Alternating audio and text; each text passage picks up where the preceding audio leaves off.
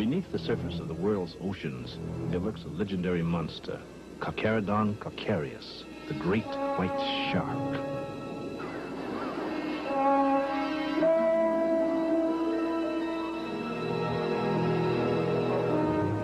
He is also called White Death, Man-Eater, and Death Shark.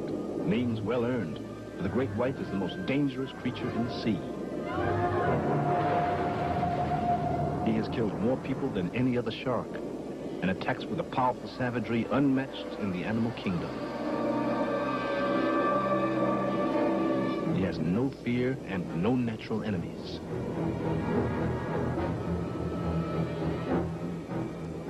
The most terrifying beast of the oceans has been celebrated in 2 films, Jaws 1 and 2.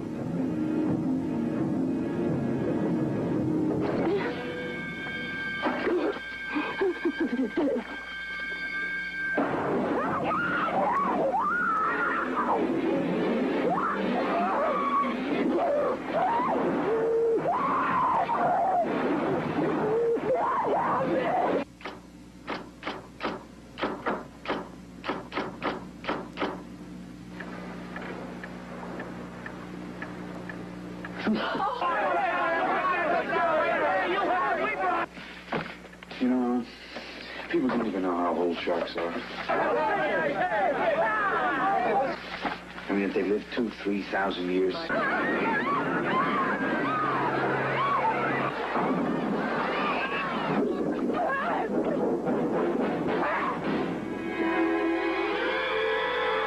Alex Kidner is the kid who was missing in the video. His mother says...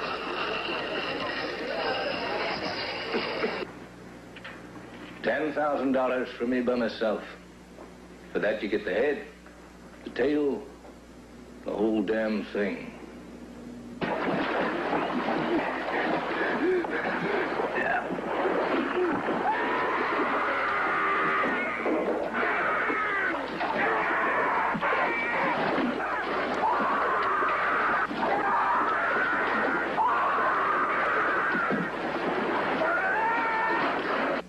Sorry, I just don't see it. Neither do I. It's nothing. That's a shark. And I know what a shark looks like because I've seen one up close. And you better do something about this one because I don't intend to go through that hell again.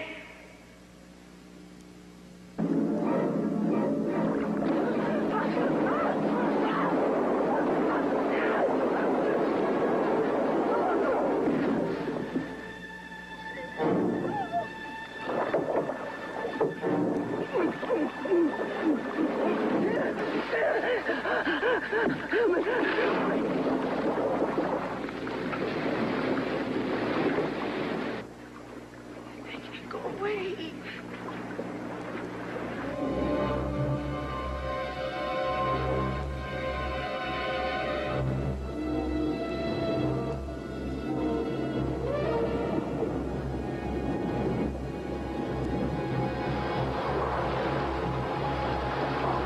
The great white, immortalized in film, may actually be immortal in its own existence, and now lives on in Jaws 3D.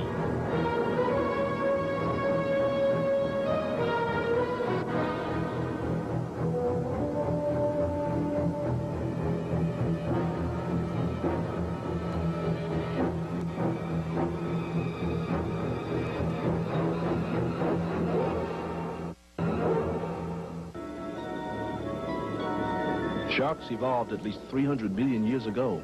While most other creatures changed and developed to higher forms, they have remained the same, nature's perfect predator.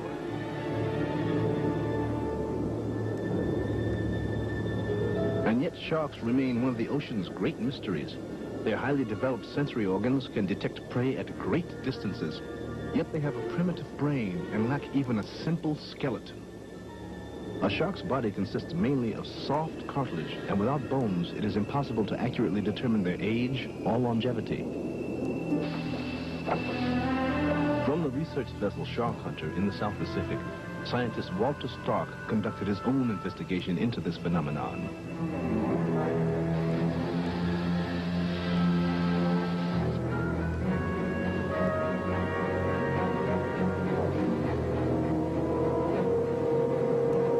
For 6 months, he lived among the sharks in a one-man submarine, observing their behavior, their physiology, and the way in which they hunt.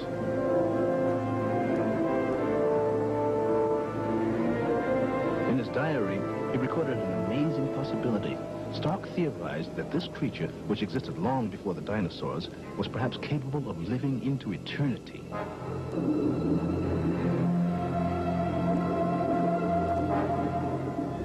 If sharks do indeed have a different biological life clock, the evidence may lie in their feeding pattern. They continue to grow throughout their lifetime in direct proportion to their food intake.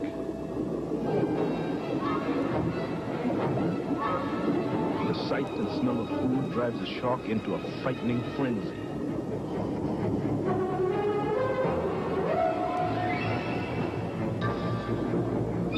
Cameramen who subject themselves to the savagery must be well armed against the constant threat of attack.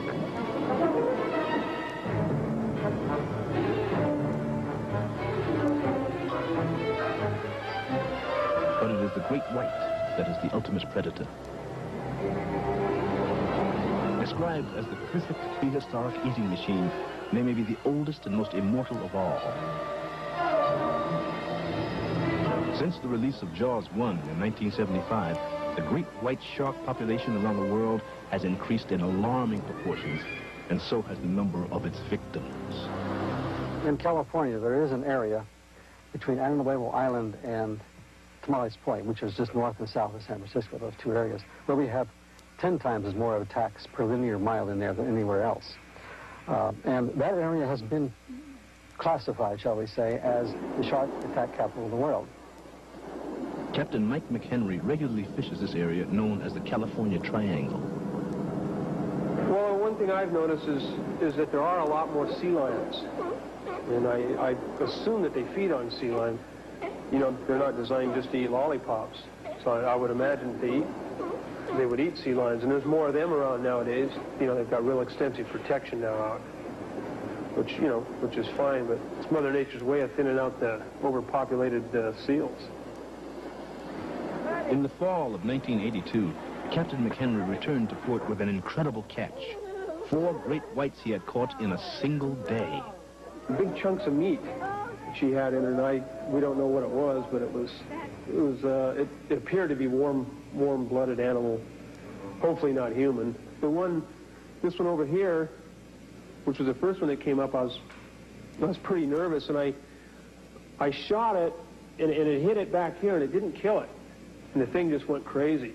And, you know, the waves were washing against the boat, and the hook was nearly straightened out. So almost lost him. We finally got a rope around him and got the hoist going. We got him.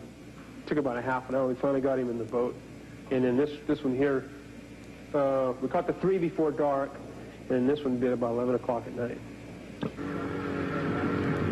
Within 1 month at nearby Bear Harbor, Michael Herder, a marine biologist, was attacked by a great white.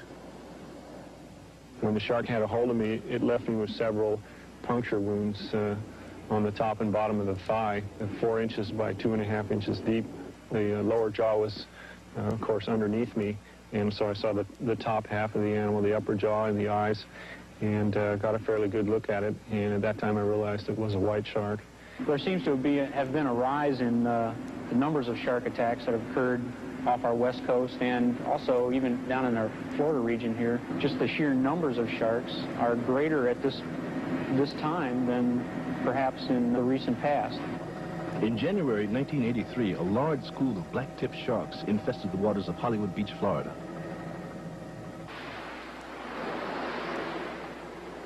In order to prevent any casualties, beaches were closed and lifeguards ordered all swimmers out of the water.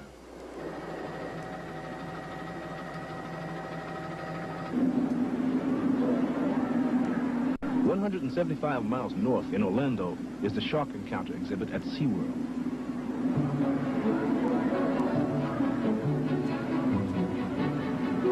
In this environment, sharks are observed and studied firsthand by SeaWorld experts. Their research became the inspiration for the movie Jaws 3D. And SeaWorld, an aquatic amusement park and laboratory, proved to be the perfect setting for the film.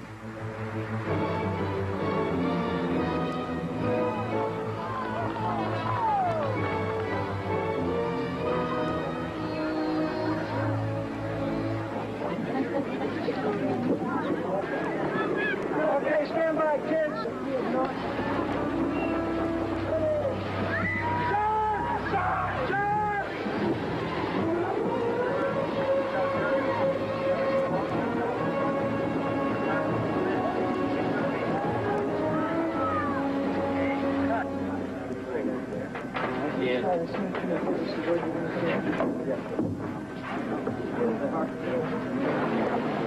film stars Dennis Quaid, Bess Armstrong, myself, Gossett Jr., and Simon MacCorkindale. Directed by Joe Alves, the production designer of the original Jaws shark. Producer Rupert Hitzig. The thing that separates Jaws 3D from the other two Jaws is it takes place as a kind of an underwater fantasy. But everything that we based our story on is predicated on a great deal of research. The biology that they've used in constructing these sharks has been very good. Just the physical proportions of the sharks, the way the sharks move, all of that sort of thing is very realistic, and it's not something that you could come up with very easily just out of your imagination. So somebody's done their homework on a lot of this. The jaws that actually protrude from the mouth as the shark takes a bite, something that actually exists, and they work, and it's fantastic. The eyes roll back in the head as the shark bites to protect the eyes from the impact that the shark typically has when it takes massive chunks out of whatever it might be, a whale or whatever. All of that is there, and the rippling effect of the skin as the impact of the shark hits, it kind of ripples back down along the body. The thrashing and the head shaking, it's all very realistic, and it's very impressive. Sharks go for anything that's close. As I said, most of the bites that we see are non-fatal, and they go for extremities, but they can go for any part of the body. All right, now you see what's going to happen with the air. For absolute realism, special makeup was created from pig intestines by makeup designer Catherine Beer and Dr. Kessler for the attack sequences. It just saved the heart. That heart looks good, like cut up too. I'll give you 2 sets. Right. And I'll keep the liver, and then we'll cut the liver together later. Catherine is preparing a leg wound for today's filming, a process that is an art unto itself. Katie just told me today this is what a shark does to see if it's edible object. It cuts the victim to see if it bleeds and then comes back and kills him. And that's why it's a crisscross pattern. Lea Thompson co-stars as a water skiing aquamaid in her first major motion picture role. Kelly!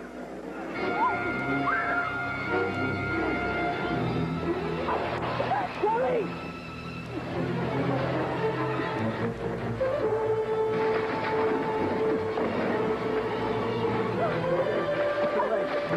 Swim! Swim, kid, swim! Get back! Hurry! 2 cents. 2 cents. Anyone go to town? Kelly, did you call an ambulance? Yeah, paramedic. You all right? Yeah. The shape of the shark's mouth is a semicircle, and it's a semicircle above and one below. And it has rows of little teeth that are about a ½ inch that go all the way around, and the razor sharp. Not only do they go all the way around, but the replacement teeth beyond it. So you have a row of very sharp serrated teeth below, sharp serrated teeth above, and when they come together, they form a very good surgical knife, literally cutting everything off above and below it.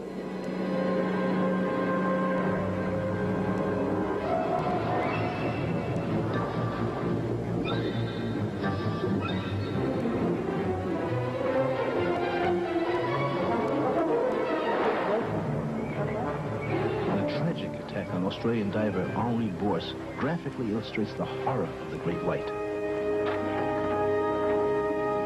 This film was actually shot by fellow divers at the time. Only a modern miracle saved his life. Shark attacks in the movie begin with the storyboard of the director's visual concept. All right, now, let me explain what happens. The shark could go to the straight field via the shark. And it crashes right through.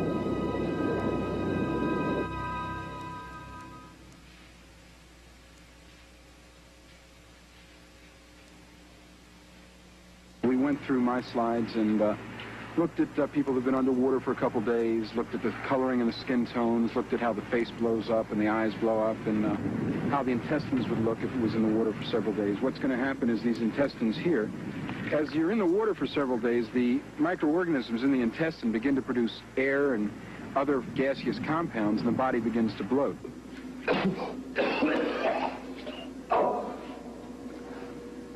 Seeing how a body looks it's been in water decomposing is not particularly anything new to me. Okay, I told you. Ray, if this was a shark attack, I've seen it before.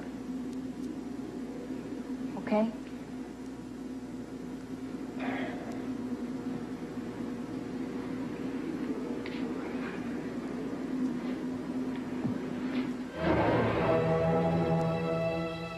This is extremely realistic. It's gory, but it's a real effect. This is something that happens to a body.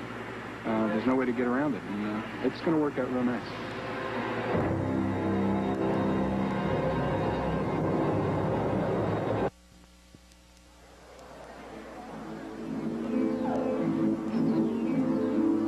SeaWorld is famous for the performing mammals like Shamu, the killer whale.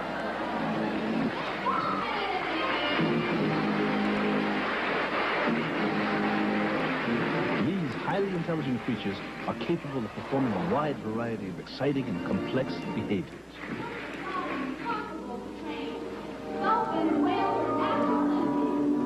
But their great challenge was yet to come as co-stars in Jaws 3D after months of special training.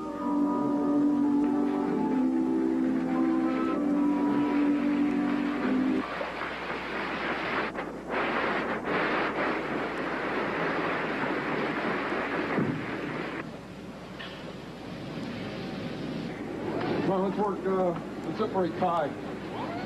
There is a special relationship between dolphins and their trainers, a bond of mutual trust and respect and friendship. Hi, Copper.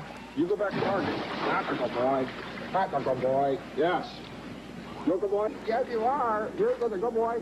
SeaWorld trainers Dan Blasco and Thad Lasenak were given the task of training the dolphins Capricorn and Kai for the film. When we were first approached by the producers of Jaws to do the filming and to actually train the animals to do some of the bits in the show, we were not only challenged, we thought it would be a lot of fun, too. For simple behaviors such as nodding and talking, the dolphins are cued by hand signals.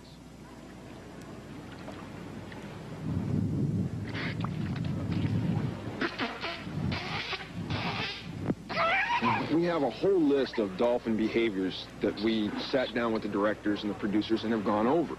That list of behaviors was slightly changed according to what we thought our dolphins could do and what we didn't think they could do. Where we were going to do them was very important. Boy, guys. Here. Here.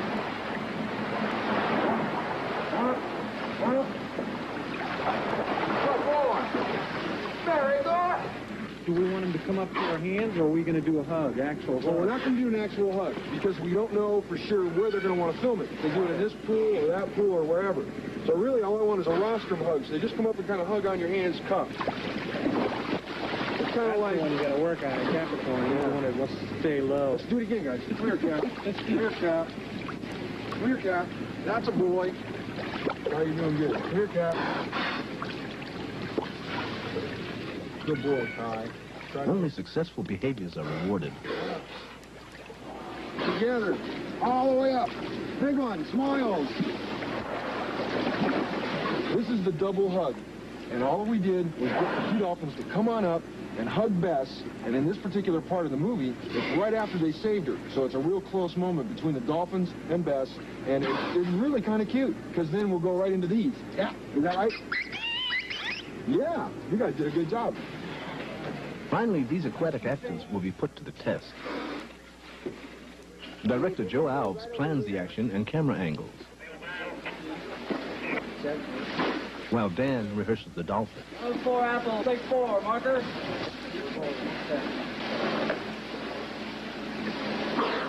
Thanks, guys. You did great. I owe you one.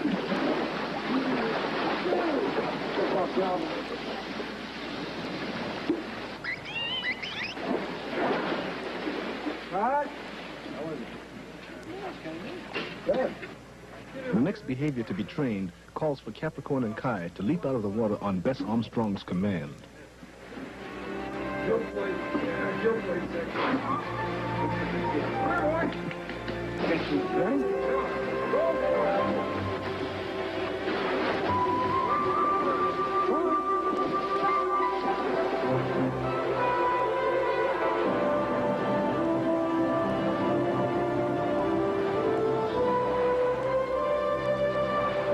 Some of the things were kind of far-fetched. When we looked at that, we said, well, hey, you know, I understand where you're coming from. Why don't we change slightly? Why don't we do this? Because this isn't far-fetched. This is neat. And I think the animals will relate to it better. I think it'll come across better on film. And a lot of times the producers looked at it and said, yeah, you're right. We have dolphins swimming through things that they normally wouldn't do. Those behaviors are being trained now. We have behaviors that were normally done on the surface that we switched and were done and given cues underwater. Like head shakes, yes, and no's, and squawks, and things like that will all be done underwater. We have dolphins protecting the actress. Those things are being trained now and will be ready for the film. Right now, what we're doing is we're working a brand new behavior that the dolphins have never learned before. It's a behavior that they will never, probably ever have to do in the wild, and they've never had to do for SeaWorld. It's actually protecting people and punching a shark. This shark is going to be massive compared to anything they've ever seen, killer whale, anything. Very good. Now let's do it again. When we start to approximate a behavior like that, actually having a dolphin come in and hit a shark, we have to take very small steps. One of the steps you're seeing now is actually a target that the dolphin is trained to come in and push on continuously. Good.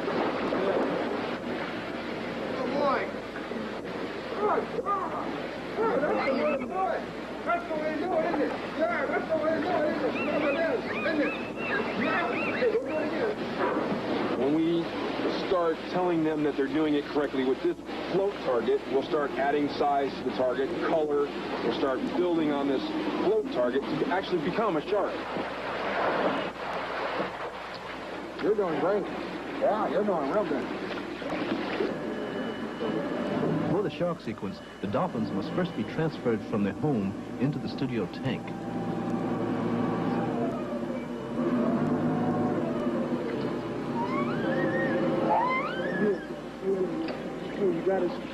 The move is a difficult one and is carefully supervised by the trainers and veterinarian staff.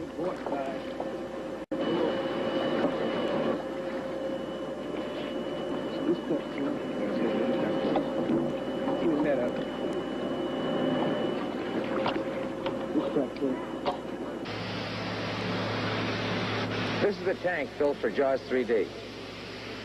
It is 26 feet high, made of steel. It's built to stand for a long, long time. It'll hold 1,600,000 gallons of water, which is 16 times the size of an Olympic pool.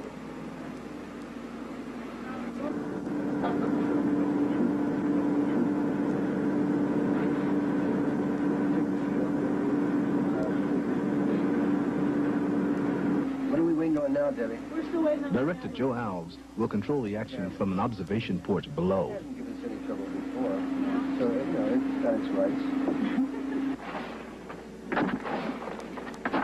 We have a dummy fin and gills in the pool where we were working them at, in the regular pool. And first time Kai saw it, he swam up to it and, you know, clapped his jaws at it, like as if to say, what is this thing, you know, and get out of here. He was trying to act tough with it, you know. He's funny. We were just saying, I hope he goes out down there and does that to this one this time. Daddy? It could be more that could do it. Is Dan Blasco in the water? Yeah. I'm trying to get some more cap. He won't come over to me. All right. The dolphins are uneasy, sensing their impending encounter with the great white. Ready to go? Yeah? Good boy. Yeah. Okay, Dad, we've got him. Okay. Anytime, Rob. Okay, we're going to send them now. We're rolling. That's good. Yeah, that's good. Yeah, that's sweet.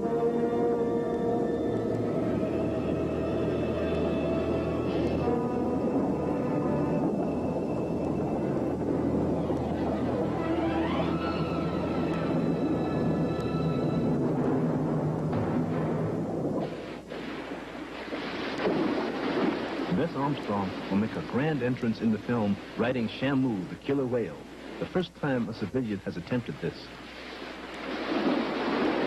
When I first got here, people who didn't know any better filled me with a lot of fears about the danger of these killer whales. So one of the first things I did was go out to dinner with the whale trainers, and I began to hear the stories. And once I knew the reality of that the whales could kill a human being in a split second, but have never even seriously hurt a trainer. They know how delicate human beings are. Once I knew that, I stopped having nightmares. The excitement, really, about that day for me was the fact that Shamu did not accept me at once. And if the animal had decided that he didn't like me, it would have been trouble.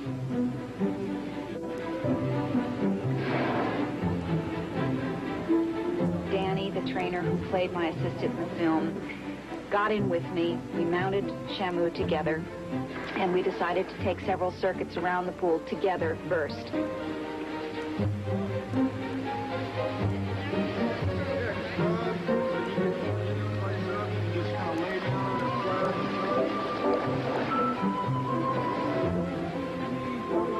And of course, what happened was we got halfway around the pool on Shamu's back, and Shamu went, "Who's this?"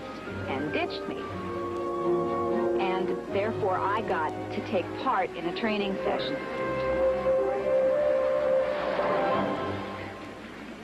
Danny and I went around many times where Shamu would pick us up from underneath halfway around the pool, and we would then ride, and before he could ditch us, we would ditch off of him. And we did that for about 20 minutes, just keeping it going, and finally one time when we were halfway around the pool together, Danny said, "You're on your own, kid," and dove off, and there I was, riding the Shamu. I thought, God saved me from a real job.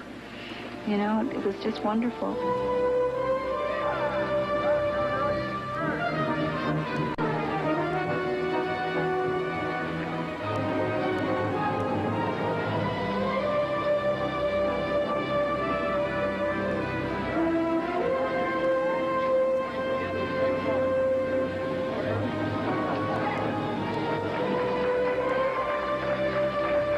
After that, I just spent every free minute that I had of every day over there with the animals. Can-Do, my little boy whale, has already grown up so much that when I went back yesterday to say hi to him, he's a different whale. They figure that when he stops growing, he's going to be 25 feet long and 18,000 pounds. And that's sort of sad for me to realize that this little friend I've made will probably be such a different animal the next time I see him, that he won't recognize me, and I probably won't recognize him.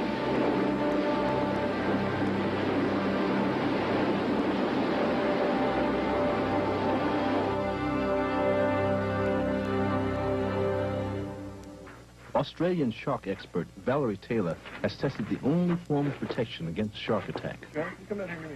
Yeah, that's what their teeth do when they get on it. That's the noise you hear. And you really think it's getting into you because of that terrible noise, but it doesn't.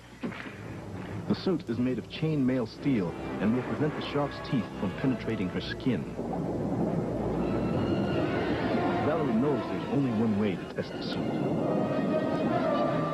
She must drive these blue sharks into a frenzy.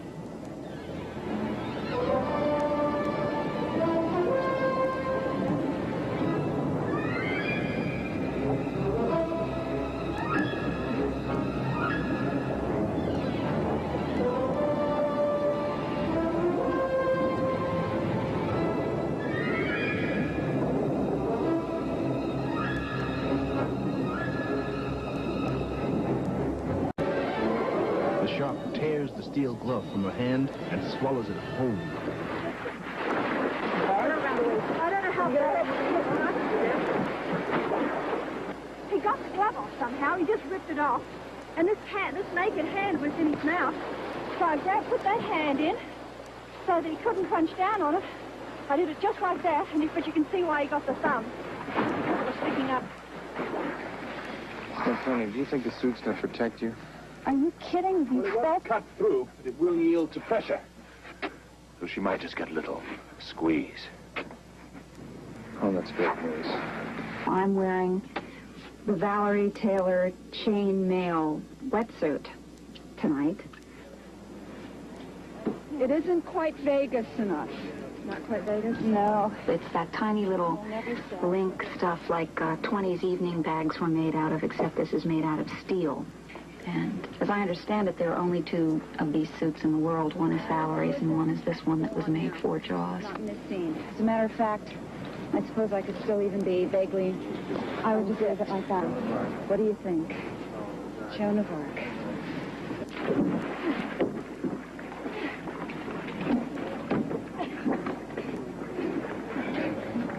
You sure know how to scare the hell out of me. Make sure he's wet, okay? Keep him wet. Let's get him in the tank. Hey, is the film all right? TV picture's very cloudy. Calvin, Catherine is okay.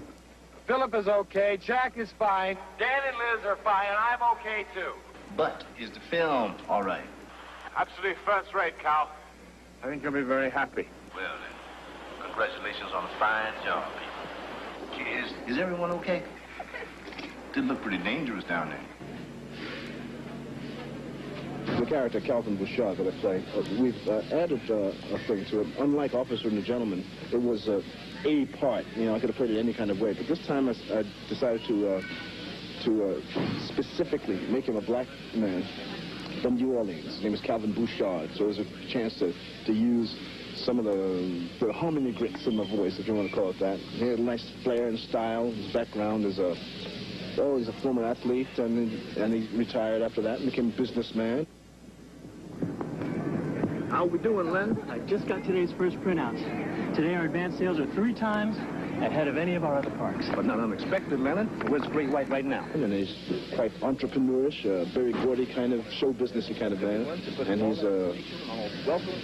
And he's created this nice park. All of his money, his entire life is tied up in this park. Now look, I run the park, I sell the tickets, and I make the decisions. Move the fish. I'll be able to stand in line and see it before 3. It's just beautiful. He's a very meticulous dresser. So, and it's a 3-day story. By the time the shark comes in and becomes a crack in his veneer, he doesn't have any sleep for the entire 3 days. By the time the 3rd day happens and the shark is crashing in things and killing people, he's a shell. I mean, you can see his entire future, his entire fortune going down in Jaws. How long can they last? I don't know. 6, maybe 8 hours. They'll panic and use up all their oxygen. I better go to work.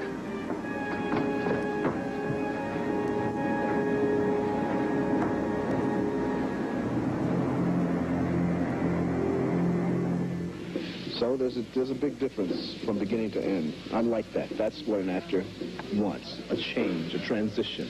You can go from point 1 to point 2 in a film. It's not one-dimensional, if you want to call it that. There's a full character there. So it's a pleasure to work like that. It's a challenge. Did you check the filtration pipe? No, Calvin, the current's too strong going the other way. And we got 1 million gallons of fresh seawater flowing into the lagoon every hour. That man's irresponsible. And when it turns up, fine. Now, Halder, come on. He's a good man. He just messes up every once in a while. I'm gonna hold you responsible.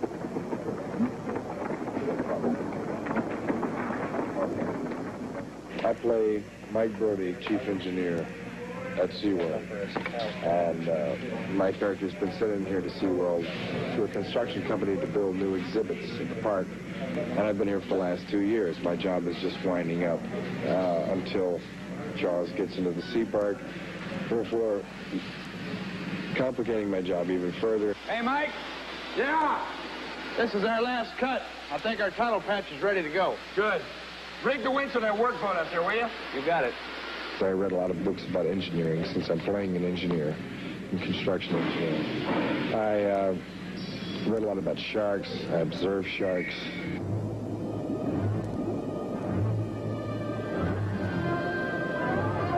Damn, bastard's right here.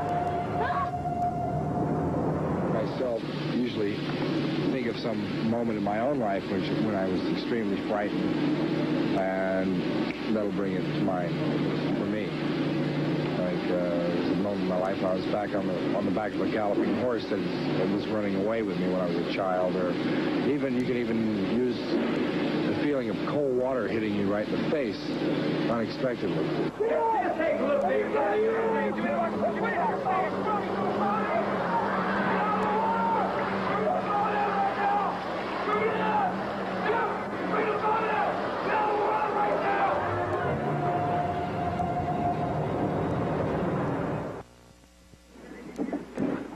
Are we going in with bottles on and then just losing them on the bottom and putting on the EBC bottles when we get down there? Obviously, one of the things that they wanted us here early for was scuba training, because Dennis and I had not been scuba divers before this. Luckily, we're both very strong swimmers. Why do I always hear a hidden noise when I'm attached with this equipment? You're hearing it all. It's hissing in the tank now from the pump. Oh, so that's what it is? It's driving me absolutely crazy. Okay, I thought it was my equipment. I thought it was mine, too. Well, I've made all the excuses I could possibly make. You had your What else potty can I break think of and all that. talking Yeah, you already went to the bathroom. Let me have I'll take both of those. We spent an awful lot of time learning all the specifics. And at the time, I think both of us were a little bit impatient with it. Like, yeah, we've got that. Come on, let's move on. Let's do something else. Now that we're actually shooting underwater, I understand why it's so necessary for them to drum those things into your head, because we've had several incidences where we've had to buddy breathe, or in one instance when my bottle was not turned on. Oh, did I splash you guys? Nice try. Have them buddy breathe, just lift up with their other masks on and their small air tanks.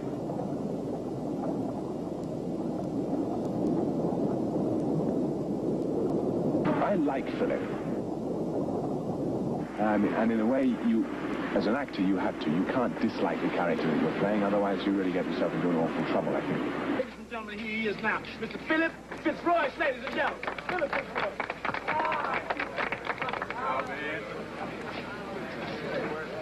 I like him, he's flamboyant. I've often tried to sit down and actually work out whether he has a modern-day equivalent. I mean, obviously, Jacques Cousteau is one that springs to mind, a much younger version thereof, but he's a bit more of an adventurer, a bit less of a scientist than that. He is an adrenaline freak. He's a bright lad. Yes, Jack and I are going to lure him back into the pipe, close the gates, and then dispose of him at our leisure. Meanwhile, you can weld your tunnel patch, and then Calvin can evacuate the civilians. What if she doesn't want to go back in? Oh, I think we can pretty much guarantee that she'll want to go back in, don't you, Jack? Sure. Well, just how are you going to guarantee that? Live bait. Obviously, for him, it's just a game, particularly the first shark. I mean, it's, well, you know, what's that? It's just a little shark. Let's go out and play with it.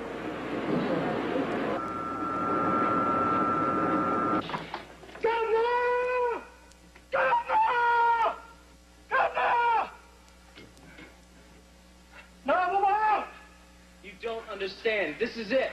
I don't. He never came up.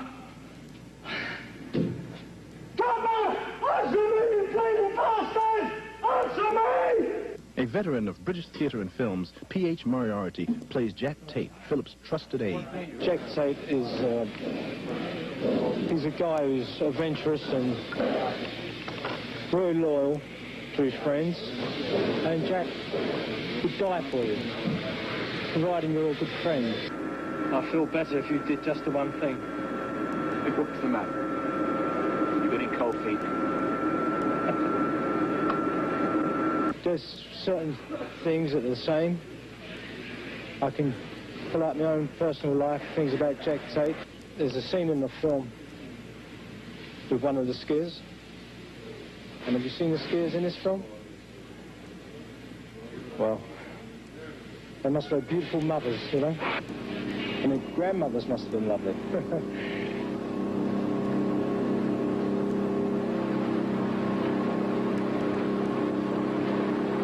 Just even getting a tan was a big production for me because I'm from Minnesota, and I never swam in the ocean before for any kind of length of time, never deep at all, maybe up to my waist. And all of a sudden I was skiing out in the ocean.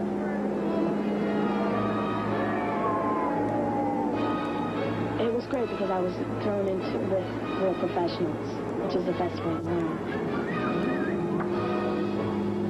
And it was real exciting. But I had to look at it that way or else I would be terrified.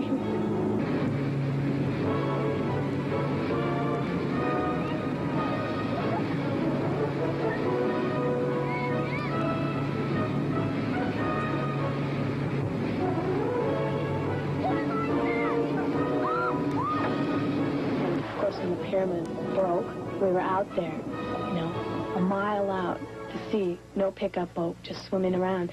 And I had never done anything like that, and all of a sudden I just had to do it. And so it's been fun. It actually is fun to work with the shark and to work with all the kind of effects. You know, even the 3D was fun. It's fun to look at. It's real fun. It adds a whole different dimension. This third Jaws epic was filmed entirely in 3D, which will bring the action right out into the audience as if it were close enough to touch, and with a depth that can stretch to infinity.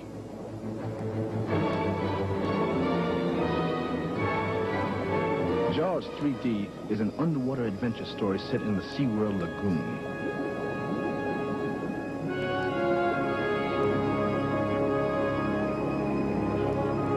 Photography captures the full dimension and excitement of this undersea world.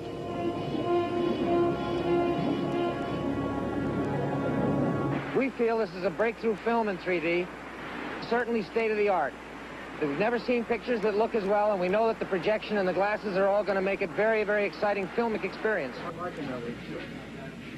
In this tunnel of fun scene, a moray eel pops out of its cave. Every shot must be carefully planned to create the best effect. Oh, yeah, this is really coming out at you. The secret of 3D begins with a camera which has two lenses, 2.5 inches apart exactly, like our own eyes. We need more? The film records these images on top of each other, and with special 3D glasses, they magically become a three-dimensional picture. The result is a sense of realism never before seen in movies.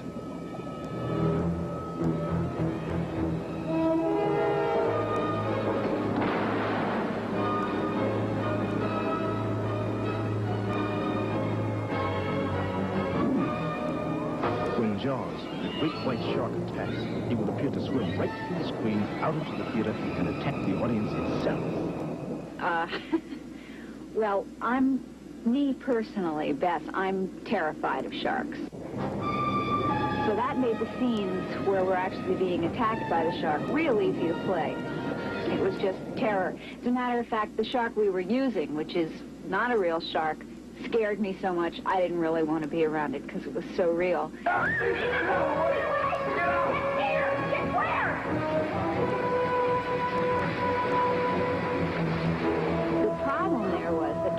Morgan, the character I'm playing, is a biologist who believes that sharks are people too, so to speak. No food, no medication. The only live one in captivity, guys. Let's keep him that way. Huh? Don't do anything that's going to traumatize him.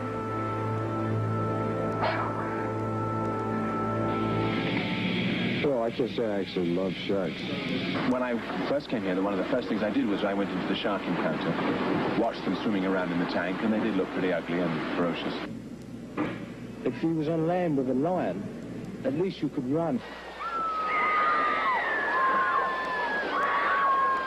I'm not going to let him win. He don't like soul food anyway.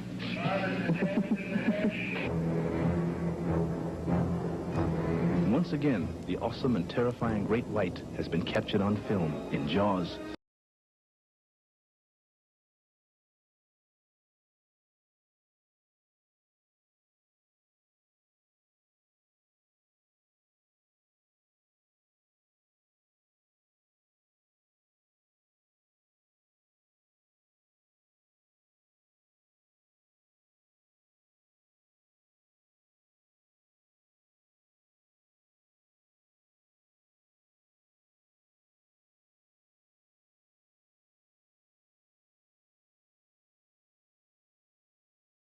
Oceans long after mankind has disappeared from the earth. Perhaps a jealous guardian of the answers to many medical and scientific questions. Perhaps the secret of its immortality.